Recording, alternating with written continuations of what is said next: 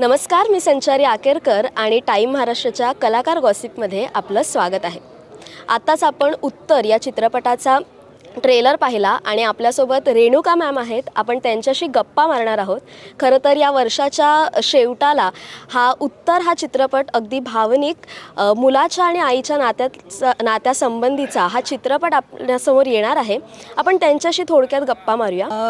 उत्तरमध्ये माझी भूमिका एका आईची आहे, पण ती केवळ एक आई नाही आहे, ती एक सिंगल पेरेंट आहे. तिचा जो मुलगा आहे तो तिने एकटीने वाढवलेला आहे, कारण तिचे मिस्टर गेलेत जरा काही काळाआधी, आणि ती आकाशवाणीमध्ये निवेदिकासुद्धा आहे.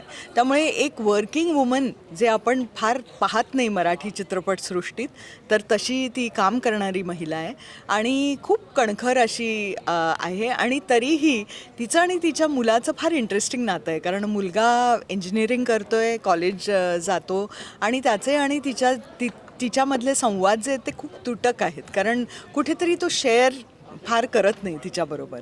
तर त्याच्या मनात अनेक प्रश्न पण असतात. तर ती नेहमी म्हणते की आईला माहीत असतं, आई उत्तर नंतर कळेल वगैरे.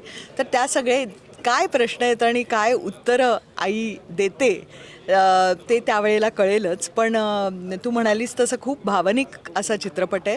ॲट द सेम टाईम खूप इंटरेस्टिंग पण आहे. त्याच्यातली जी ऋता आणि अभिनयची केमिस्ट्री आहे ती फार इंटरेस्टिंग आहे, किंवा आई मुलांमधले संवाद जे आहेत ते खूप म्हणजे लोकांना अगदी आपलेसे वाटतील असे संवाद आहेत. तुम्ही लक्ष्मीकांत सरांसोबत काम केलं आहे. आता अभिनयसोबत काम करतानाचा तुमचा अनुभव कसा आहे? मला असं वाटतं की खूप चांगला अनुभव होता, कारण एकतर आमच्यात ती सहजता आधीपासूनच होती, कारण आम्हाला माहिती होतं की आम्ही आम्ही इतकं काम केलं आहे लक्ष्मीकांतबरोबर आणि प्रियाबरोबर, आणि त्यामुळे अभिनयला मी लहानपणापासून पाहिलं आहे. पण तो एक अभिनेता म्हणून खूप छान त्याची ग्रोथ झाली आहे हे बघूनसुद्धा मला खूप आनंद आणि खूप अभिमान वाटतो. आणि तो त्याच्या कामाबद्दल अत्यंत सिरियस आहे, आणि त्यांनी उत्तरमध्ये खूप सुंदर काम केलं आहे. तर ती आमच्यामधली जी ऑफस्क्रीन केमिस्ट्री आहे त्याचा खूप उपयोग झाला आम्हाला ऑनस्क्रीनसुद्धा, आणि त्यामुळे खूप सहज असं मला वाटलं. म्हणजे असं काही कुठेही अढी नव्हती माझ्यात की ह्याच्या अभिनयाबरोबर काम करताना कसं वाटेल, काय वाटेल. इनफॅक्ट खूप रिलॅक्स्ड असं आमचं काम झालं. आम्ही डायलॉग पाहिला की आईचं पहिलं प्रेम हे तिचं मूल असतं. बरोबर. तुमच्या खऱ्या आयुष्यात सुद्धा तसं आहे का एखादा प्रसंग? अगदी नाही, एखादा नाही, म्हणजे बरेच पूर्णपणे मुलं जी असतात ती आईचं पहिलंच प्रेम असतात. इनफॅक्ट माझा दुसरा मुलगा नेहमी मला म्हणतो की म्हणजे पहिलं प्रेम हा माझा मोठा, म्हणजे शौर्यमन माझा मोठा मुलगा आहे, तर मग मी कोण आहे?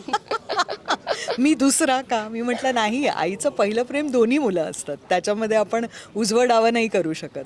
पण हे खरंच आहे, कारण आपण कुठल्याही व्यक्तीबद्दल इतका विचार कधी करत नाही जितका आपण मुलांबद्दल करतो, म्हणजे आया. आणि ते मी तुला सांगते की माझी आई 85 वर्षाची आहे, आणि तरीही ती माझ्याबद्दल विचार करते. माझ्यापेक्षाही जास्त तिचा विचार माझ्याबद्दल चालू असतो. त्यामुळे ते जे आहे ते कधी बंद होणार नाही. प्रेक्षकांना सिनेमाबद्दल मी आव्हान करेन तुम्हा सगळ्यांना की 12 डिसेंबरला उत्तर हा चित्रपट येतोय. तुम्ही प्लीज मित्रमैत्रिणींबरोबर जा, आईवडिलांबरोबर बघायला जा, कारण खूप सुंदर चित्रपट बनवला आहे क्षितिज पटवर्धननी, आणि तुम्हाला नक्कीच त्याच्यामधून खूप काही छान छान गोष्टी मिळतील, आणि तुमचं नातंही जरा जास्त चांगलं होईल हे निश्चित सांगते मी.